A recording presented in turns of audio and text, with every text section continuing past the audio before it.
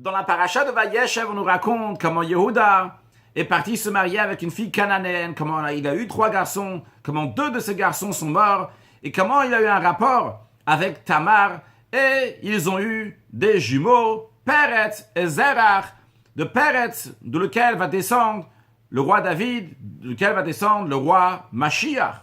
Le Midrash dit qu'à ce moment-là, à cette période, tout le monde était occupé. Les frères de Yosef étaient préoccupés à propos de la vente de Yosef. Yosef, Yaakov, Reuven étaient préoccupés dans le deuil à cause de la vente de Yosef, parce que Yosef n'était pas avec le père Yaakov, et Yaakov était en deuil parce que son fils n'était pas avec lui, Reuven parce qu'il n'a pas fait ce qu'il fallait.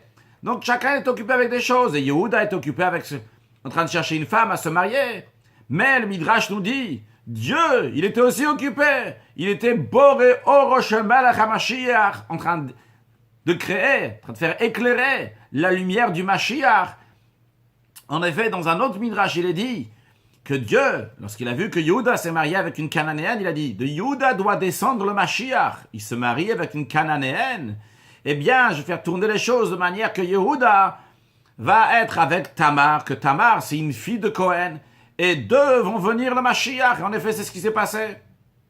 Alors, si je peux me permettre, si on voit cette image-là, on sait qu'on doit se comporter comme Dieu. Alors, on voit que quand tout le monde était occupé avec plein de choses, mais Dieu, de quoi il s'occupait? De la lumière du roi Mashiach. Nous aussi, il peut y avoir plein de belles choses, mais de quoi on doit s'occuper? De créer cette lumière du roi Mashiach. Et comment on la crée? En rajoutant des actes de bonté et de bienfaisance. En rajoutant dans l'étude de la Torah, dans l'accomplissement des mitzvot, et particulièrement en étudiant les sujets de Mashiach.